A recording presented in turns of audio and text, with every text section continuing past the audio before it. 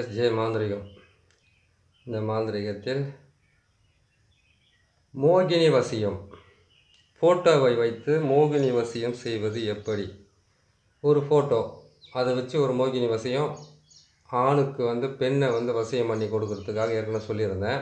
மோகினி வசியத்துக்கு எந்த சக்கரம் போகிறதுன்னு சொல்லியிருந்தேனே தவிர மோகினி வசியத்தில் ஃபோட்டோ வச்சு எப்படி பண்ணுறதுன்னு நான் சொல்லலை. அன்றைக்கி நான் சொல்லியிருந்தேன் 8 வகையாக வரும், 8 பார்ட்டாக வரும், இது பார்த்து நீங்கள் தெரிஞ்சு செய்துக்குங்கன்னு சொல்லியிருந்தேன்.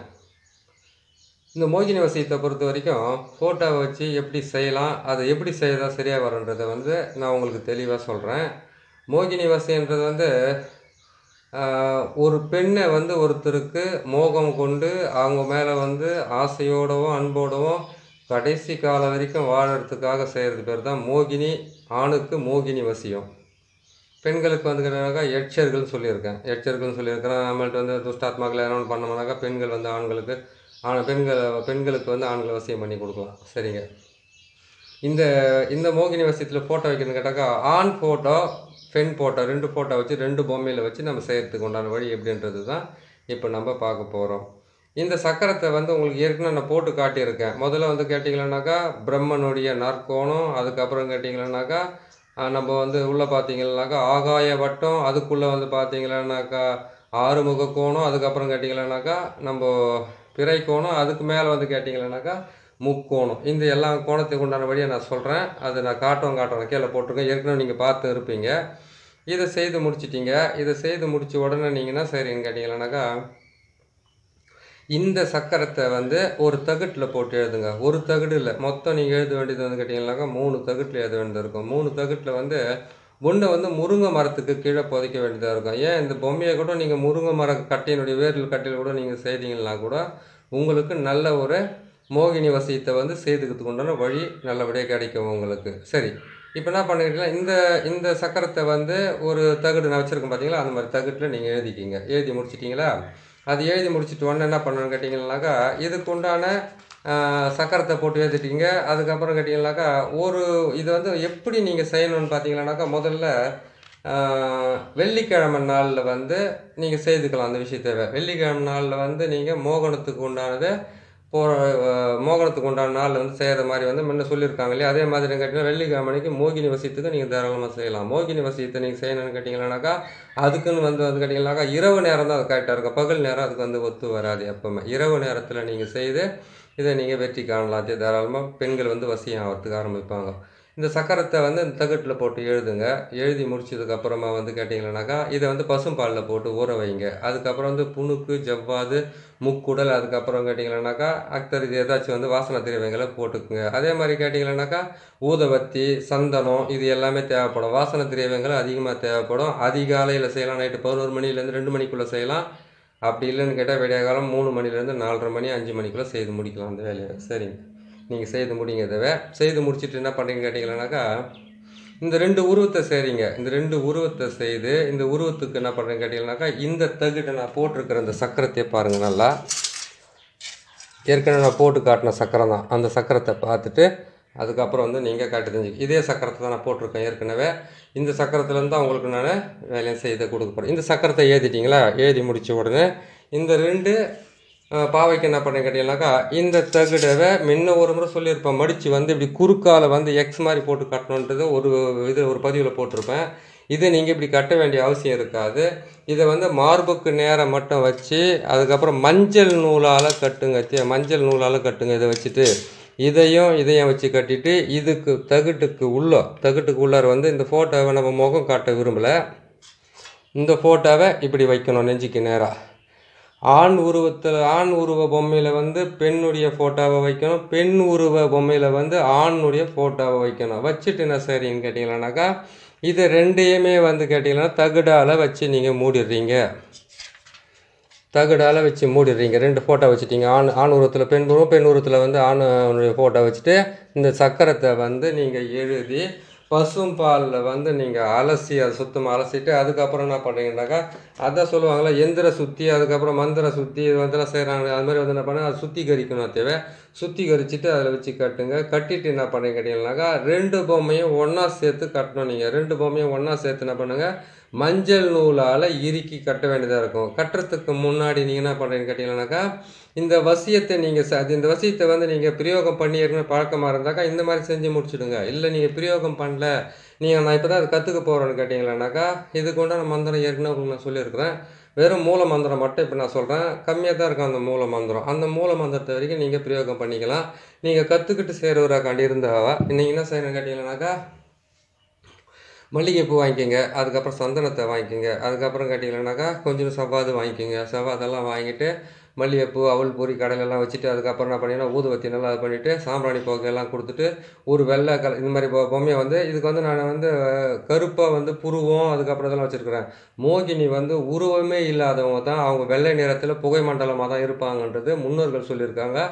நீங்கள் என்ன செய்கிறீங்கன்னு கேட்டிங்கன்னாக்கா, மோகினி உருவமாக ஒரு பெண்ணை நீங்கள் அதான் அந்த பாவை மாதிரி செய்து அதுக்கு நீங்கள் என்ன பண்ணுவீங்கன்னு கேட்டிங்கன்னாக்கா, மஞ்சள் வந்து உடலெல்லாம் பூசிடணும். அந்த பாவைக்கு மஞ்சளெல்லாம் உடலெல்லாம் பூசி நெத்தி நிறைய குங்குமத்தை வச்சுட்டு உதட்டை வந்து சிவப்பு கலரில் செய்துட்டு அந்த ஃபோட்டோ அந்த பாவைக்கு என்ன பண்ணுறீங்கன்னு கேட்டிங்கன்னாக்கா, நீங்கள் அந்த மல்லிகைப்பூவெல்லாம் போட்டு நல்லபடியாக அதுக்கு மல்லிகைப்பூ வந்து சுற்றிலையும் வந்து போடலாம். நீங்கள் போட்டுட்டு அதுக்கப்புறம் என்ன பண்ணுறீங்கன்னு கேட்டிங்கன்னாக்கா, நான் சொன்ன மாதிரி வந்து நெய்வேத்தியம் வச்சுக்கோங்க. தயிர் அன்னத்தை வைக்கலாம். அப்படின்னு கேட்டிங்கன்னாக்கா, இது என்ன பொங்கல், இது வெண்பொங்கல், அதுக்கப்புறம் கேட்டிங்கன்னா சக்கரை பொங்கல், இது எது செஞ்சாலும் கொஞ்சமாக இருந்தால் போதும். அதுக்காக படையிலனாக்கா இலை நிறைய சாதம் போட்டு வைக்கணும்ல, வாழை இலை அதெல்லாம் போட்டு அதுக்கப்புறம் வச்சுட்டு அவங்களுக்கு அதை கேட்டிங்கன்னாக்கா இந்த என்ன பண்ணுவாங்கன்னு கேட்டிங்கன்னாக்கா, ஒரு படையில் எடுத்துன்னு போயிட்டு ஒரு காகத்துக்கு ஒரு வாயை வச்சுட்டு அதுக்கப்புறம் அதை நம்ம சாப்பிடுவோம். அது மாதிரி என்ன பண்ணாக்கா அவங்களுக்கு ஒரு வாயை, நீங்கள் கற்றுக்கிறவங்களா இருந்தால் சொல்கிறேன், நீங்கள் ஒரு வாயை எடுத்து அவங்களுக்கு வந்து அவங்க வாய்க்கிட்ட எடுத்துன்னு இது மாதிரி பண்ணிவிட்டு கீழே வச்சுருங்க. இலையில் 1க்கு 3 முறை செய்து முடிங்க. அதுக்கப்புறம் நீங்கள் அந்த உணவை சாப்பிட்லாம், தப்பு இல்லை. தண்ணியை தெளிச்சுட்டு ஓரமாக எடுத்து சாப்பிட்லாம். அதே மாதிரி நீங்கள் அங்கே வச்சுருக்கிற பாலில் செய்யப்பட்ட பலகாரமாக இருந்தாலும் சரி, பாலாக இருந்தாலும் சரி, எதுவாக இருந்தாலும் அங்கே எடுத்து நீங்கள் ஒரு 3 முறை வந்து கொஞ்சம் அவங்களுக்கு கொஞ்சமாக எடுத்து வச்சுட்டு அதுக்கப்புறம் நீங்கள் சாப்பிட்றதுக்கு ஆரம்பிக்கலாம். இந்த மோகினி வசியத்தை பொறுத்த வரைக்கும் நீங்கள் செய்கிறது வந்து கேட்டிங்கன்னா கற்றுக்கிறது இருந்தாக்கா உங்களுக்கு ஒரு மண்டலம் 48 நாளே போதுமானது. அதை நீங்கள் செய்துக்குங்க. அதை செய்து முடித்து அதுக்கப்புறமா என்ன பண்ணுறீங்க கேட்டிங்கன்னாக்கா, வெள்ளை நிற துணியை தான் நீங்கள் உடுத்த வேண்டியதாக இருக்கும். நைட்டில் வந்து நீங்கள் போட்டுக்கிட்டு இருக்கிற அந்த துணியை தான் நீங்கள் கீழே கழட்டி போட்டுட்டு நீங்கள் படுத்து தூங்க வேண்டியதாக இருக்கும். கட்டினுக்கிற துணியை கழட்டி போட்டுட்டோம்னாக்கா அதுக்கப்புறம் நிர்வாணமாக தூங்க வரலாமா. தனி அறையாக இருந்தாக்கா பரவாயில்லை, ஒன்றும் தப்பு கிடையாது. மேலே வந்து ஒரு துண்டு மாதிரி நீங்கள் கட்டிக்கிட்டு தூங்கலாம், ஒன்றும் தப்பு இல்லை. ஏன்னு கேட்டிங்களானாக்கா, மோகனத்தில் மோகினியை வந்து சேருவாங்கன்னு சொல்லுவாங்க. மோகனத்தில்னு கேட்டிங்களானாக்கா ஆணுடைய உடல் இது வச்சு தான் அவங்க வந்து ஒன்று சேருவாங்கன்னுவாங்க. அதனால் வந்து என்ன பண்ணுங்க கேட்டிங்கனாக்கா, ஒரு பெண்ணை நீங்கள் வசியம் பண்ணுறதுக்காக நீங்கள் ஆசைப்பட்றீங்க. இதை செய்கிறதுக்கு முன்னாடி நீங்கள் என்ன பண்ணுன்னு கேட்டிங்களானாக்கா, கரெக்டாக இந்த 48 நாள் வந்து நைட்டு 11லேருந்து 2 மணி வரைக்கும் செய்யலாம். அப்படி இல்லைன்னு கேட்டிங்கன்னா விடிய காலம் 3லேருந்து 4லேருந்து 5க்குள்ளே நீங்கள் செய்து முடிக்கலாம். குளிச்சுட்டு தான் செய்ய வேண்டியதாக இருக்கும் ஒவ்வொரு நாளும். அதே மாதிரி கேட்டிங்கன்னாக்கா, மோகினிக்கு வந்து கேட்டிங்களானாக்கா 2 வேளை உணவை சாப்பிட்டுட்டு 1 வேளை உணவு சாப்பிடாமல் இருக்கணும். அந்த 2 வேளை உணவில் வந்து பார்த்தீங்கன்னாக்கா படையல் வந்து அவங்களுக்கு கண்டிப்பாக 2 வேளை போட்டே ஆகணும். குளியல் வந்து கேட்டிங்களானாக்கா நீங்கள் ஒரு நாளைக்கு 3 முறை குளிச்சே ஆகணும். அழுக்கு துணியாக இருக்கக்கூடாது. அதே மாதிரி கேட்டிங்களானாக்கா நீங்கள் வந்து பெண் வாடை இருக்கக்கூடாது. அதே மாதிரி கேட்டிங்கன்னாக்கா மாமிசம் கலந்த உணவுகளை நீங்கள் சாப்பிடக்கூடாது. அதே மாதிரி வந்து இன்னொரு விஷயம் என்னன்னு கேட்டிங்களானாக்கா, இந்த மோகினியை வந்து எந்த மோகினி நீங்கள் எடுக்கிறீங்க, பல வகையான மோகினி இருக்காங்க. சர்வ மோகினின்றதை வந்து நீங்கள் வச்சுக்கிட்டு கூட நீங்கள் மனசார நீங்கள் அந்த அம்மாவை வணங்கி அந்த மோகினி மூலிமா வந்து பெண்களை வந்து வசியம் பண்ணுறதுக்கு உண்டான வழியை நீங்கள் தாராளமாக செஞ்சுக்கலாம். இன்னொரு விஷயம் என்னென்னு பார்த்தீங்கன்னாக்கா, நீங்கள் வந்து மாந்திரீகத்தில் வந்து ஈடுபட்டு கற்றுக்கிட்டு முடிக்கிற வரைக்குமே வந்து நீங்கள் எது மேலேயுமே பேராசைன்றது இருக்கவே கூடாது. இது செய்தாக்கா அது வந்துடுமா, அது செஞ்சால் இது வந்துடுமான்ற எண்ணத்துலேருந்து நீங்கள் விடுபட்டு நம்ம செய்கிறது நல்லபடியாக நடந்தாவே போதும் அப்படின்னு நினைக்கணும். அதே மாதிரி கேட்டிங்கன்னாக்கா, இந்த மோகினி வசியத்துக்கு முக்கியமாக வந்து தேங்காய் தேவைப்படும். தேங்காயை வந்து ரெண்டாக உடச்சி அதில் வந்து என்ன பண்ணாக்கா, தாமரை திரிக்கு பார்த்தீங்கன்னா தாமரை திரியில் வந்து நெய் தீபமும் அது போட்டு நீங்கள் ஏற்றி வைக்கலாம். தேங்காய் எண்ணெயும் போட்டு ஏற்றி வைக்கிற மாதிரி இருக்குது.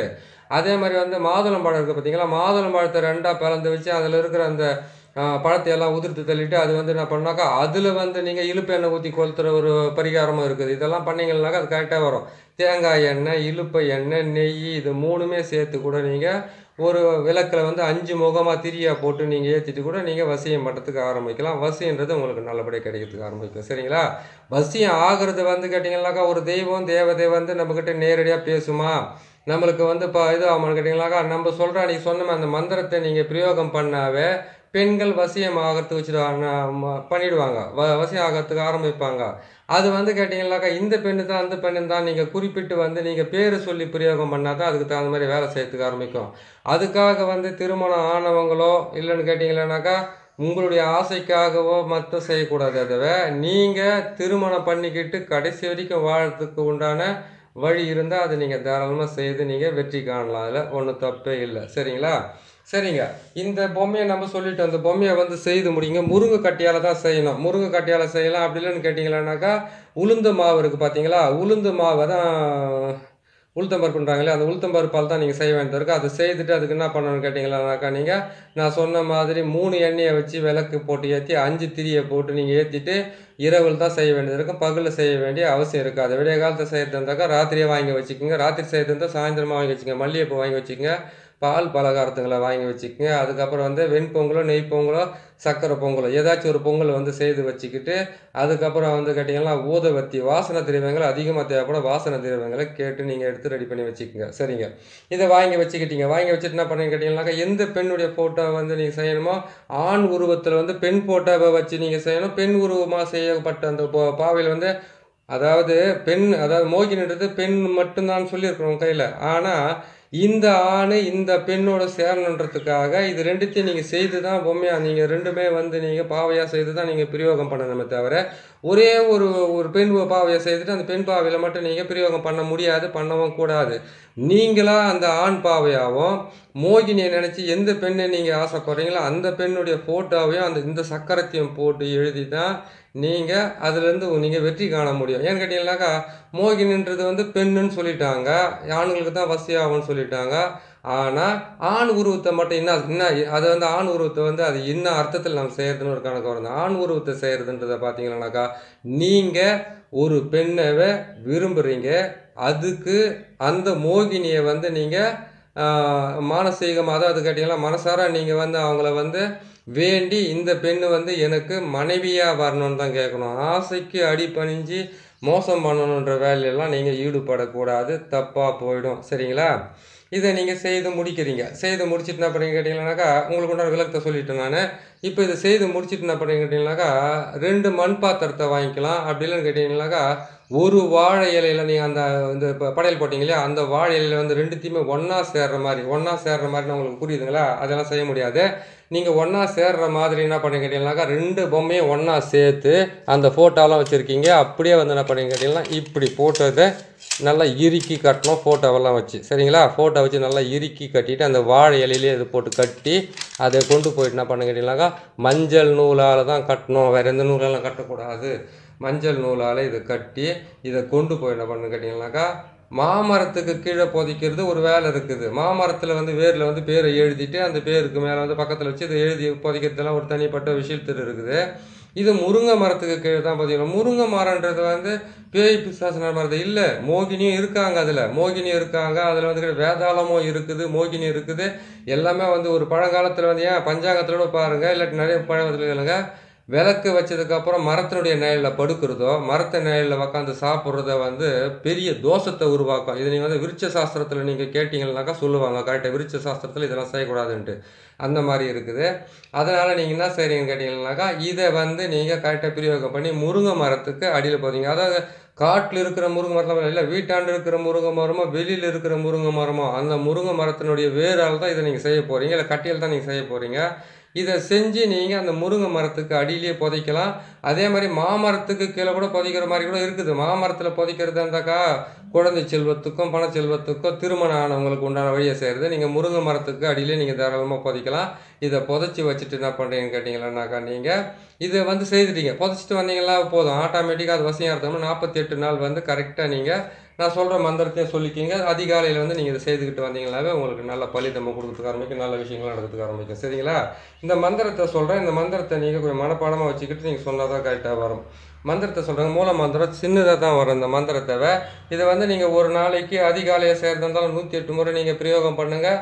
அதுக்கப்புறம் நீங்கள் 11 மணி ராத்திரிக்கு செய்கிறதா இருந்தாலும் நீங்கள் 108 பிரயோகம் பண்ணுங்கள். 108 பிரயோகம் பண்ணுறது வெள்ளிக்கிழமைக்கு ஸ்டார்ட் பண்ணுங்கள். கரெக்டாக வந்து நீங்கள் முடிக்கிறதுக்கு நல்லாயிருக்கும். சரி, மந்திரத்தை சொல்கிறேன் பாரு, நீங்கள் கேட்டுக்க. ஓம் சிவநம கிரியும் விரியும் ஜகத் மோகினி மோகினி மோகையே மோகையே வசியே வசியே வசியே வங் ஸ்வாக. இதுதான் என்னுடைய மந்திரமே. இந்த மந்திரத்தை வந்து சிம்பிளாக தான் போட்டிருக்காங்க, இப்போ சொல்லியிருக்கேன். இதை வந்து இந்த மந்திரத்தை மட்டும் நீங்கள் 108லிருந்து 1008 வரைக்கும் கூட நீங்கள் பிரயோகம் பண்ணலாம். பிரயோகம் பண்ணும்போது ஒவ்வொரு முறை நீங்கள் பிரயோகம் பண்ணும்போது என்ன பண்ணணும்னா, மல்லிகைப்பூவை எடுத்து அந்த 2 உருவத்து மேலே போட்டுக்கிட்டே செய்யுங்க. மஞ்சள் எடுத்து அது மேலே போட்டுக்கிட்டே செய்யுங்க. குங்குமத்தை எடுத்து அது மேலே போட்டுக்கிட்டே செய்யுங்க. இப்படி செய்துக்கிட்டு வந்தீங்கன்னாக்கா மோகினி வசைன்றது வந்து கனவுல வந்து நிர்வாணமாக தான் வருவாங்க. அவங்க வந்து வரம் தான் அவங்ககிட்ட வாங்கணும். அவங்ககிட்ட நீங்கள் இது பண்ண வரத்தை மட்டும் நீங்கள் கை கூப்பி வந்து இது வந்து நடக்கும். இது கண்டிப்பாக நீங்கள் செய்து பாருங்கள், கண்டிப்பாக நடக்க வாய்ப்பு இருக்குது. சரி, மோகினி வசியத்தில் 2வது புகைப்படத்தை வச்சு எப்படி வசியம் பண்ணுறது நம்ம போட்டுட்டோம். இன்னும் நான் 6 பாட்டு இருக்குது, தனித்தனியாக போட்டுக்கிட்டே வரேன் நான். பாருங்கள், பார்த்து நல்ல பேர் சேர்த்துக்குங்க. ரொம்ப நாளாக வந்து கேட்டுக்கிட்டே இருக்கீங்க, நான் போட்டுக்கிட்டு இருக்கேன் பாருங்கள். பிடிச்சிருக்கு, நீங்கள் பிடிச்சிருந்தா சப்ஸ்கிரைப் பண்ணுங்கள், லைக் பண்ணுங்கள், ஷேர் பண்ணுங்கள். இன்னொரு நல்ல பதிவு உங்களை சந்திக்கிறேன். நன்றி, வணக்கம்.